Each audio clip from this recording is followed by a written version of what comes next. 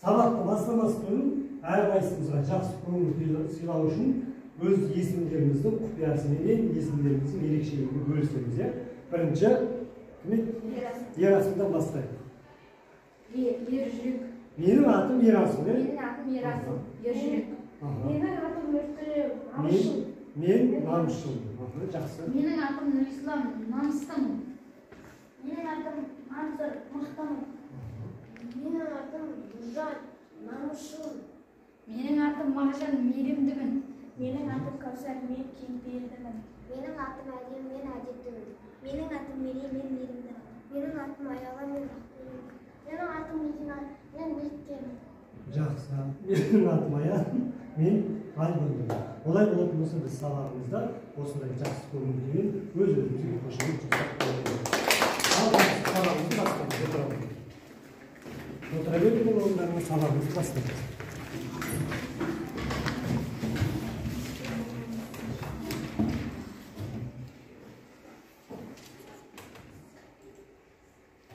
Ең бірінші үй тапсырмасын сұрайық.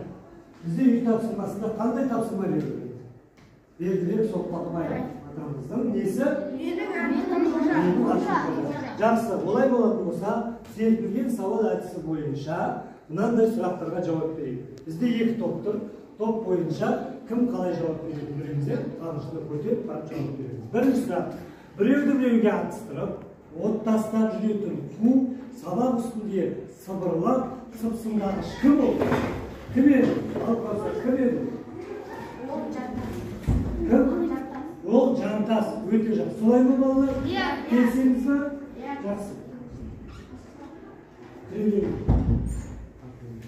Келесі.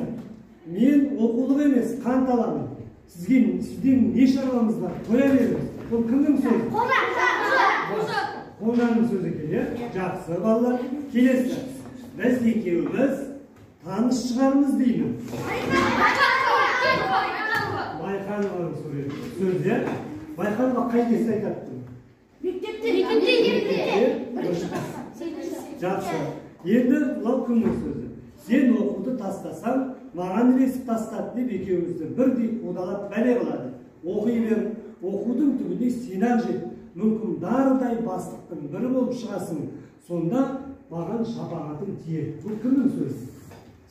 Дұрыс айтасың. Бұл Сұлтанның сөзі екен. Міне көрдіңдер ме балалар? Яғни бүгінгі үй тапсырма үшін мен мынандай сондай жақсы сұрақтарға жауап берген үшін өте жақсы менің. Кәусарды, Мейірімді және Нұрислам және Мансұрды. Жақсы көрдіңдер ме? Бұл жердегі бағаларды қараңыз. Жасында қандай тұрған жерде? Ең соңында. Яғни 8-9-дан қанша тұр? 5 өте жақсы деген баға. Яғни бұл үй тапсырмасы екен. Ал жақсы балалар, енді үй тапсырмасын жақсы орындап келіпсіңдер. Бірінші үй тапсырмасын біткеннен кейін енді біз топқа бөлініп алайық. Топта біз екі көптеген кейіпкерлерді білеміз. Қандай кейіпкерлер? Сұлтан. Қожа. Жақсы, Қожа. Байқанова, Жанар. Жақсы, Таңы. Жанар. Жантас. Милар. Тағы кімдер? Ахмет. Сұлтан. Міне көптеген кейіпкерлер бар. Мен осы кейіпкерлердің ішінде ең маңызды Қожа мен Жанарды алдым. Олай болатын болса, мына топты аламыз да қазір тез-тез екі топқа бөлініп алайық. Бірінші топ бізде Қожа тобы болады, екінші топ Жанар тобы болады. Сәл отыра қойыңыз. Арамызда отыра береміз. Тез. Міне көрдіңдер ме? Мынау Қожа тобы. Алсам тез. Мынау Жанар тобы. Ал кәл. Кәл.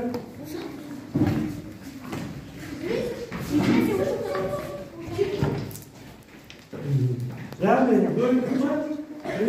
бізде Қожа тобы және Жанар тобы.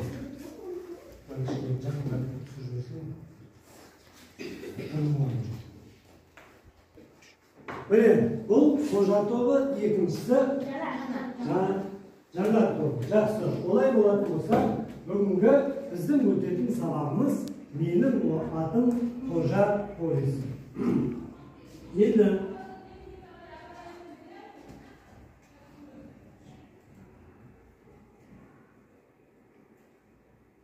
біздің оқу мақсатымыз бүгінгі әдеби шығарманың тақырыбы мен мазмұнын және идеясын анықтау.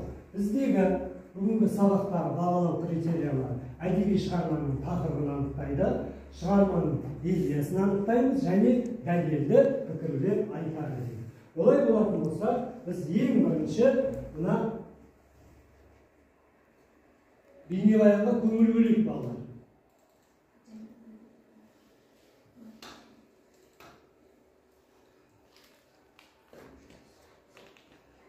Болғаннан үйі?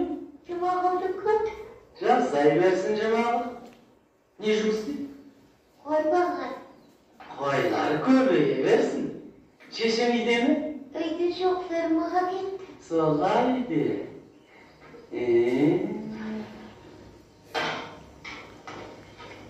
Үйде қымыз бар шығар, ә? Сенің атың кім? Дәулет. Жақсы ат екен. Әдемі. Менің атым Дәулет. Мұндай аты жақсы адам бәске түрге айтпайды. Қымыз бар ғой, ә? Бар. Тамаша. Үйге кірейік, қожайын. Қожа, жүр. Есті ренжіп жүрмесін? Жүр. Мен үлкен емеспіз ғой.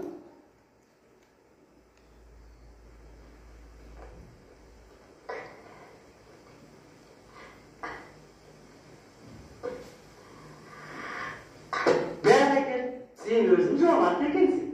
Бел ниетің ризамыз. Міне, мынаған кәмпит алып жей қойып. Бұл ақшаға ине сатып алуға бола ма? Материк ине таусылып қалды деп. Бұл ақшаға мыңды неге сатып алуға болады? Үлкен қазан шешеңе су жамалға ма? Әкеңе ұмытып келеді. Ет жейтіндер ме? Әкеле бер, бәрін әкеле. Қожекем, көрші-көзлікте мағасын болдық.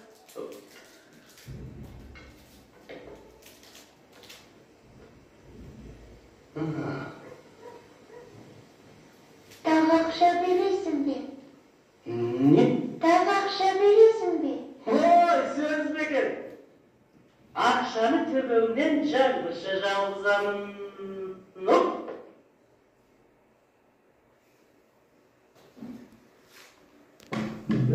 Ал балалар қараңдар. Мына жерде қандай оқиға болды? Бұл қай әңгімеден алынған? Ол жерде сұлтан мен қожа екеуі жайлауға кетіп бара жатыр. Дұрыс айтасың, жайлауға кетіп бара жатыр, иә? Сол жерді бейнеленген, иә? Баланың аты кім еді? Дәулет. Осы жерде сұлтан ба, қожа ма, қандай ақымақтар жасады? Олар алдында қымызды ішіп терісін алып кетті. Иә, терісін не істейді? Ұрмақ кетеді. Міне, бұл жақсы рахмет отырған. Бұл ең бірінші қожаның емес, сұлтанның қожаға жаққан жаласы болып есептелінеді екен. Жақсы, олай болатын болса, біз ары қарай сабағымызды жалғастырамыз. Енді біз мына суретке көңіл бөлейік. Алтын микрофон әдісі бойынша мына суреттердегі кімді көріп тұрсыңдар бірінші? Қай топтастайын? Қожа тобын көріп. Кімді көріп тұрсыңдар? Қожаның анасын. Иә, қожаның анасы. Атыңыз? Милатжан. Милатжан, өте жақсы, бірінші суретте. Және жанында кім тұр? Қожа. Апасы тұр, иә, қожаның. Жақсы. Келесі. Мен ол суретте қожаны көріп тұрмын. Қожаның өзі. Қожа не істеп отыр? Ол өзін тәрбиеге салып отыр. Өте жақсы, жарайсың. Келесіде кімді көріп отырмыз? Келесінде қожа және майдана апай тұр. Бұл қай жерде ойлайсың? Бұл жерде қожа мектепте келгенбіз. Иә, өте жақсы. Яғни мектепте келді да, оның алдында танысты ма бұл? Майханова танысып алды. Қай жерде танысты? Иә, бес суретте кімді көріпті? Мен бұл суретте қожаны көріп тұрмын. Ол айнаға қарап өз-өзін тәрбиелеп жатыр. Өз-өзін тәрбиелеп, жарайсың, жақсы. Ал соңғы суретте кімді көріпті? Ал жақсы. Соңғы суретте Жантас пен Жанар және қожа бар. Бұл қай жерден алынған сурет деп ойлайсың? Мектептен Мектептен не істейді осы жерде қожа? Жантасқа сиятады. Иә, жанында дұрыс айтасың, жарайсың.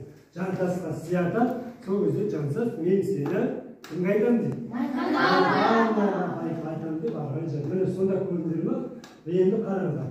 Бұл кейіпкер туралы біз не білеміз жалпы осы кейіпкерлер туралы? Милатжан дейді, қожа, Майханова, Жантас, Жанар, осы кейіпкерлер туралы біз қазір не білеміз? Кім бұл? Бұлар кімдер? Кейіпкерлер. Не қандай әңгіменің кейіпкерлері? Менің атым қожа повесінің ең негізгі басты кейіпкерлері болып саналады. Енді бұл шығарманың авторы кім болды? Бердібек Соқпақбай. Бердібек Соқпақбай. Олай болатын болса біз сабағымызды ары қарай жалғастырамыз. Оның алдында қараңдар. Менің атым қожа деген повестке байланысты Астана қаласында былтыр балалар жылы болды, 22-ші жыл балалар жылы. Осыған байланысты, міне қараңдар, осы балалар жылына байланысты менің атым қожаға деген 1 маусым 2022 жылы Астана қаласында менің атым қожаға ескерткіш қойылды. Қараңыз балалар, ескерткіште не істеп отыр қожа? Айнаға қарап не істеп отыр? Өз-өзін тәрбиелеп отыр. Бұл суреттен, бұл ескерткіштен шығатын мағына адам әр кезде өз-өзін тәрбиелеу керек, өле-өлгенше өзіне білім алуды ешқашанда тоқтатпау керек дейді. Ал енді мына соңғы суретте тұрған мына жерде, мынау қожа болса, осы қожаның балалық шағында ойнаған кинода актер ақылы. Көрмеге қараңыз, ұқсай ма екеуі? Қатты ұқсайды екен, қараңыз, тек қана мына кісі қазір 72 жасқа келді. Мынау қожаның балалық шағындағы ойнаған кейіпкердің өзінің кәдімгі. Сонда осыған байланысты менің атым қожа кинофильмі балалардың жүрегінде, үлкендердің орын алғаннан кейін осы өнердің құрметіне Астана қаласында 2022 жылы 1 маусымда осындай ескерткіш ашылады. Жақсы, жаңа олай болатын болса енді қарайды. Бұл кісі кім? Бұл қай повестің авторы? Олай болатын болса, қазір біз кластер әдісі бойынша әркім осы Бердібек Соқпақбаев туралы не білеміз? Осыны жазамыз. Қандай шығармалардың авторы, қандай шығармаларын білесіңдер? Тез-тез жазып, әр топтан бір оқушы шығып қорғаймыз.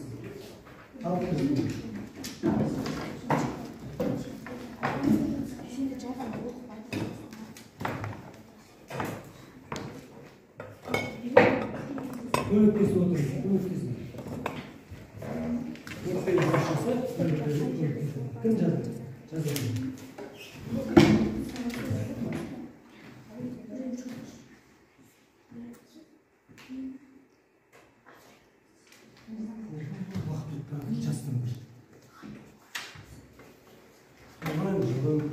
Не қандай мәліметтер өзіне сонда берді? Міне жаңа тоғызы кірісіп кетті.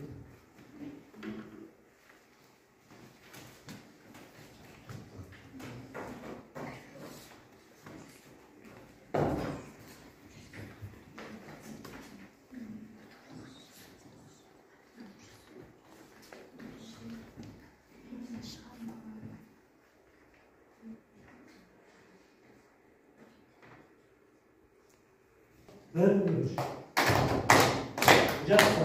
Яғни Жанар тобы дайын ма? Кім шығады? Мансұр, сен шығадың ба? Ал. Кластер әдісі бойынша Мансұр қазір Бердібек Соқпақбаев туралы мәлімет айтады. Ал тыңдай. Бердібек Соқпақбай 1924 жылы Алматы облысында дүниеге келген. Оның шығармалары "Қайдасың қауқар, өлгендер қайтып келмейді" деген шығармалары бар. Олардың ең танымалы "Менің Жақсы, осының ішіндегі ең танымалы менің атым. Ой, жарайсың, жақсы. Келесі топ дайынсыңдар ма? Дайынсыңдар ма? Кім шығады? 1, 2, 3. Жақсы. Кім шығады? Кім шығады? Ал жақсы, мүртілер керек.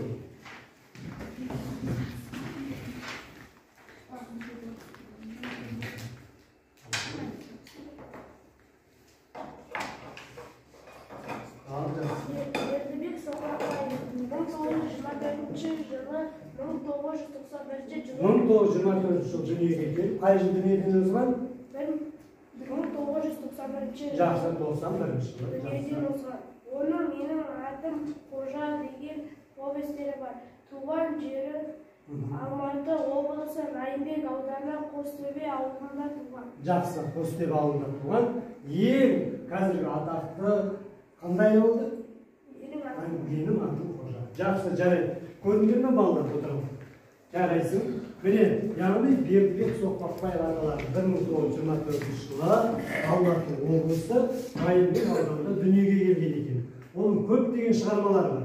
Бірақ соның ішінде балаларға арналған қандай шығармасы екен қазіргі кезде? Менің атым Қожа екен. Жақсы. Бүгінгі қазіргі кластер әдісіндегі өте жақсы жауап берген үшін мен мына Қожа тобындағы Нұртілеуге және Жанар тобындағы Мансұрға өте жақсы деген баға берген. Жарайды. Бұның бәрін есептейміз. Қарап отырыңыз, 8-ден 9 балға дейін жоғары балл, 6-тан 7 4, 4-тен 5-ке дейін қанағаттанады. Ал қазіргі оқушылардың алған балдарында қандай екен? Өте жақсы деген жауап. Жақсы. Бұдан біз кластер әдісі бойынша Бердібек Соқпақбаев балаларының барлық өмірбаянының өздеріне тиісті шығармаларын өтті. Келесі ара шағу әдісін көреді. Ара шағу әдісінде арнайы өздеріне берілген сұрақ болады. Әр топтан оқушы шығарыңыз. Яғни араның қай жағында шағатын жері? Қай жағында ол? Мына жағында болады. Сондықтан бірінші қазір қай топтан бастайық? Қожаның тобынан бастайық. Бірінші сұрақ қоятындар. Кел. Келесі. Нұржан кел. Нұржан мынаны былай істейміз. Яғни осы қазір сұрақ қойғанда мына ара былай қарайды, жылжиды. Егер сен сұрағыңа дейін жауап бермесең, ара келіп сені шағады, сенің сұрағыңа дұрыс жауап бермей қаласың. Жақсы, сондықтан бірінші сұрақта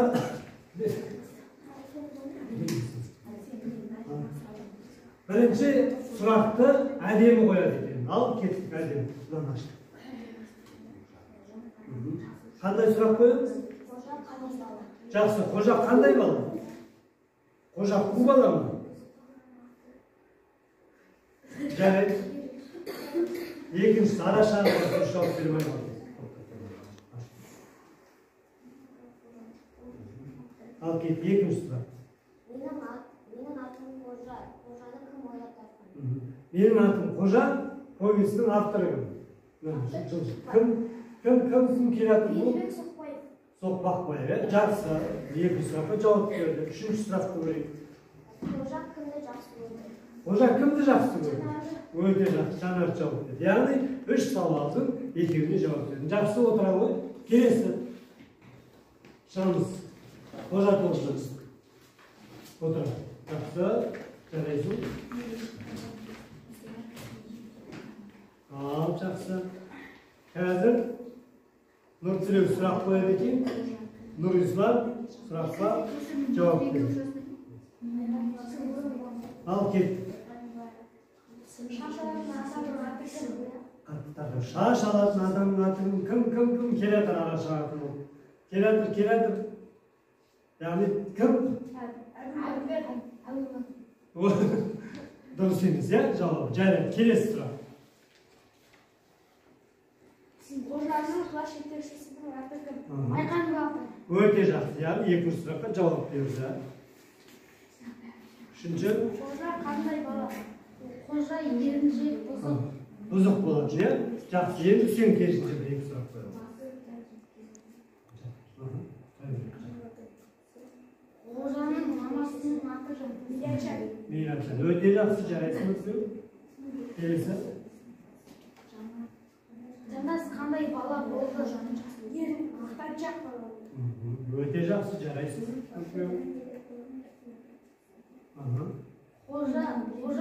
Қожа қандай бала болу керек? Қожа жек болатын е, жақсы жарайсың. Қожа тобындағы 2 шыққан 4 оқушыда өте жақсы сұрақтарда жақсы, жауаптарда өте жақсы болды. Келесі жанар тобында кім жан?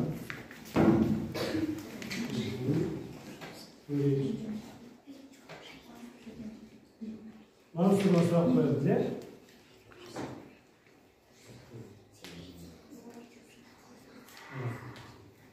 Ал жақсы.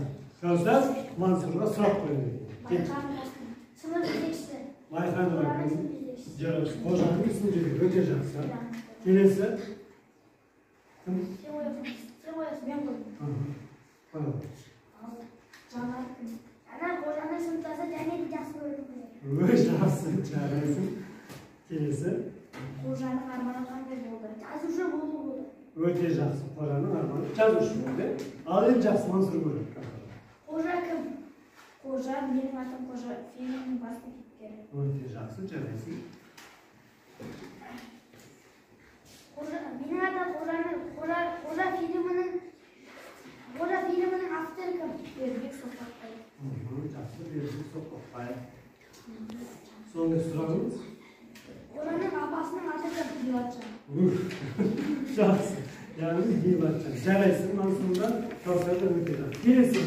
Мағжан менен кім? Ерасыл. Мағжан мырза сұрақ қояды, Ерасыл жауап береді.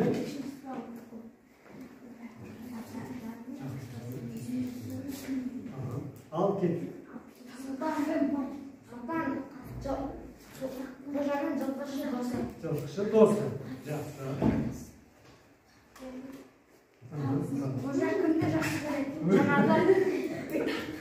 Жақсы жаным, жақсы көріп, осылай тез қимылда көріп, жарайсың Мағжан. Қожа қандай кейіпкер? Басты кейіпкер. Өте жақсы. Ал енді Мағжанға сұрақ. Қожа кім? Еріншек.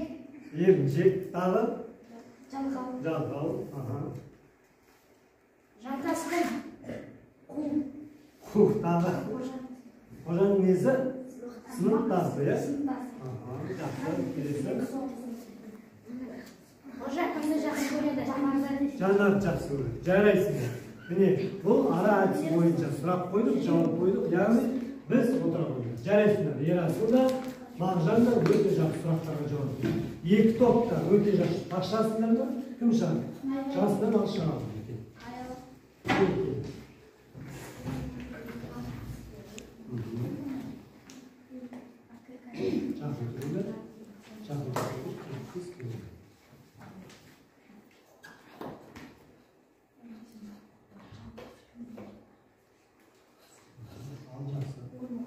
Сұрақ қоямыз. Менің атым Қожа. Повестінің режиссері кім? Авторы кім? Авторы кім? Дұрыс, Бердібек Соқпақбаев. Жарайсың, жақсы. Мектепте үздік оқитын кім? Жанар. Өте жақсы. Жанар үздік оқиды, өте жақсы. Қожа кімді жақсы көрді? Кімді жақсы көрді? Жанарды жақсы көрді. Жарайсың. Ал енді сіз Мәдинеге көреді. Менің атым Қожа. Повестінің авторы кім? Авторы кім? Соқпақбаев. Өте жақсы. Қожаның шашы кім? Кім алды қожаның шашын? Кім алды балалар қожаның шашын? Атаның аты кім? Әбубәкір ата, е? Не деп айтады сонда? Өте қайратты шаш екенсің, әкеңе тартқан екенсің дейді. Жақсы. Келесі. Бір сұрақ қой, сонымен тамамыз. Аяқтайын. Қандай сұрақ?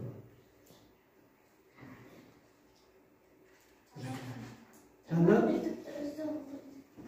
үздік оқиды, оқушы. Жарайды, жақсы, жарайсыңдар.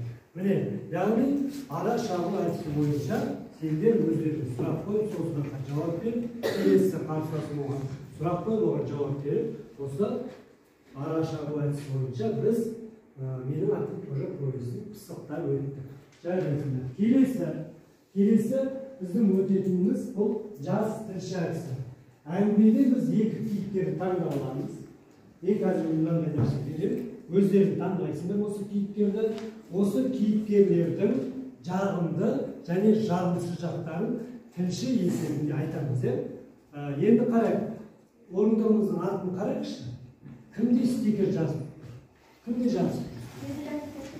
Орындық кім? Отырасың, орындық тұрады. Кімде екен? Мына қожа тобында Нұртілеуде, Жанар тобында Кәусарда. Яғни бұл екі Нұртілеу менен Жанар осы Кәусар осы топтың топ басшысы болып есептелесіздер. Ал енді мына жерден кейіпкер таңдап екеуін алады. Милатжанмен кім болды? Кім түсті? Майханова. Осылардың жағымды кейіпкері ма? Қандай жағымды жақтары бар, қандай жағымды жақтары топпен жұмыс істейміз. Ал кірсе ойын. Ал бізге істейміз. Кім? Жанар менен Жандас екен. Жақсы. Осы екі кейіпкер туралы жан-жақты жағымды жағымсыз жақтарын ол қандай кейіпкерлер, олардың жағымды жақтары қай жерде, жағымсыз жақтары қай жерде, осы туралы тапсырмада орындалды.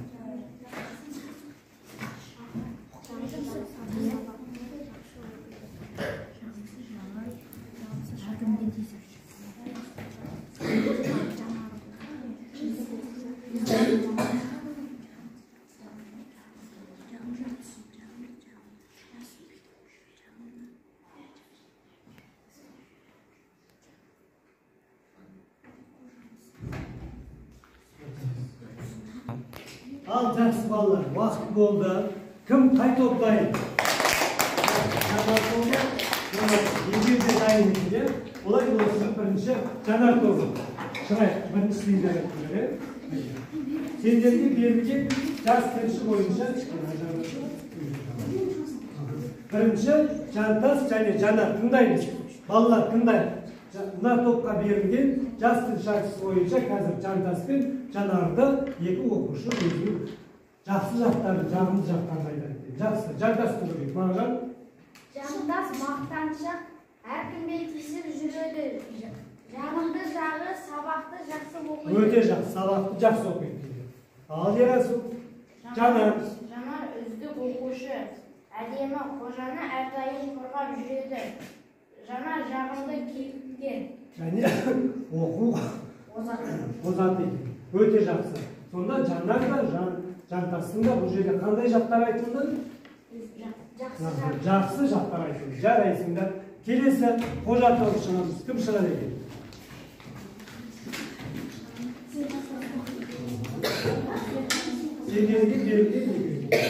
Сендерге берілген Милатжан және бұл қожаның анасы және сынып жетекшісі кім? Майханова. Жақсы. Ал бастайық. Милатжан.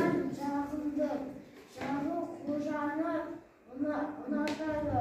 Ол өткен баласы ғой, иә? Ойлайды. Ақыл айтады. Ақыл айтады. Ылғи баласын барлық жақтан естеп жүреді, қорғап жүреді. Жақсы. Ал келесі Майханова. Бұл кім бірінші Майханова? Қожаның сынып жетекшісі. Майханованың жағымды сәрігерді. Ол қожаны қолдайды.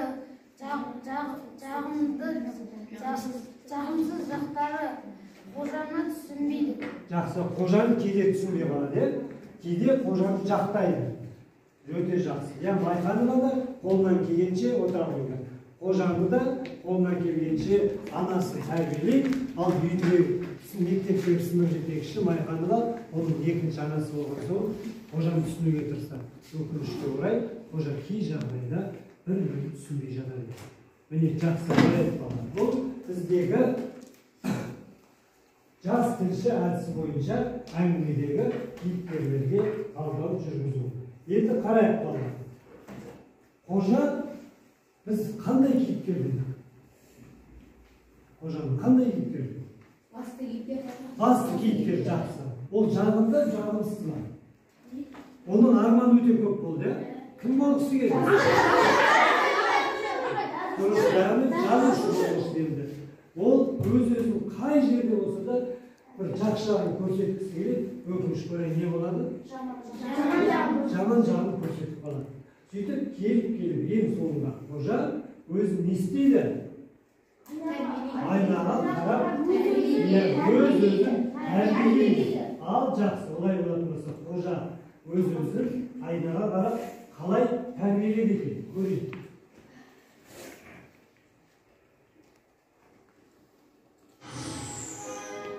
Жас, еліп шығын.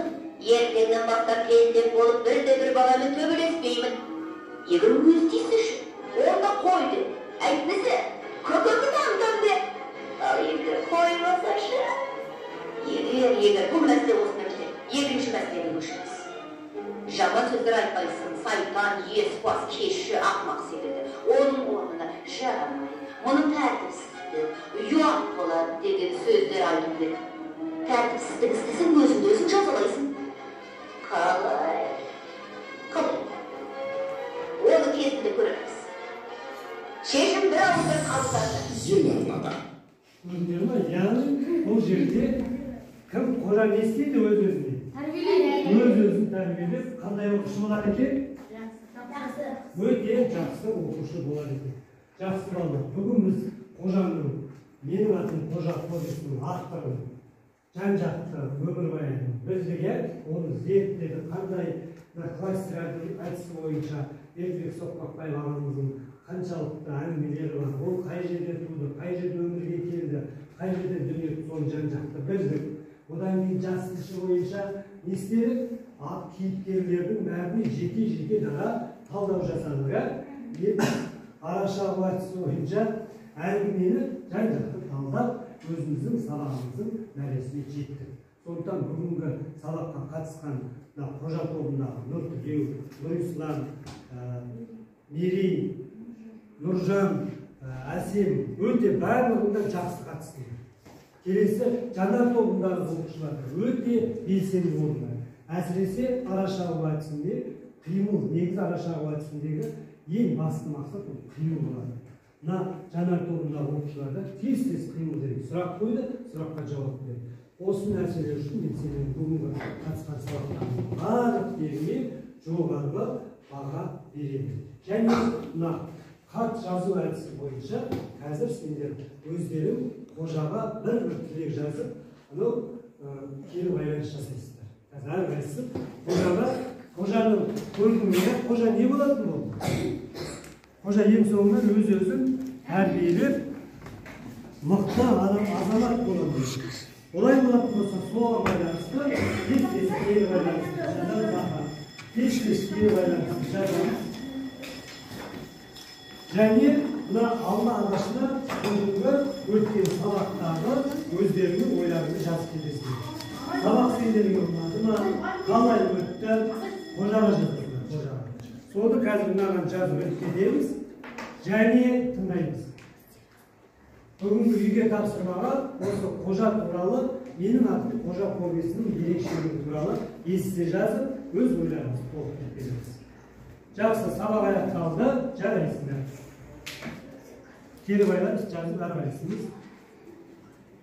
Қожаға қарт есебінде бір кері байланыс, және алма ағашына бүгінгі сабақ туралы өздерінің пікірлерін жазып кетесіңдер.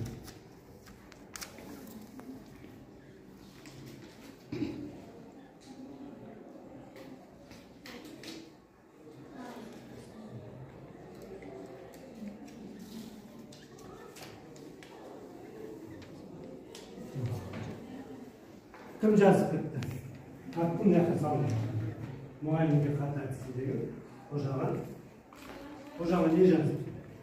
Сәлеметсің бе қожа, сен сабағыңды жақсы оқы, ешқашанда бұзық болма, ананың тілін алу. Өте жарайсың. Келесі. Бәріміз сала береміз.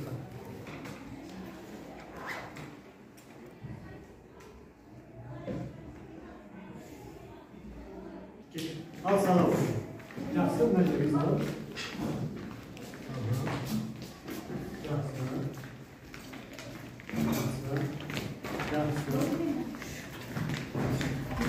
мазалаштырды. Сабақ туралы кері байланысты алмағыз.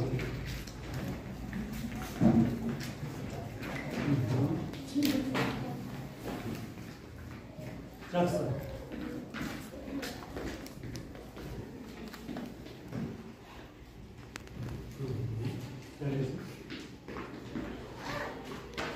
Жақсы болды, сабақ аяқталды. Бүгінгі қатысқан сабақтардың өте жақсы, ризамыз. Жанар тобындағы Каусар, Ерасыл, Мансур, Мәдине, Мағжан өте жақсы. Аял өте жақсы, және Қожа тобындағы балаларға өте жақсы.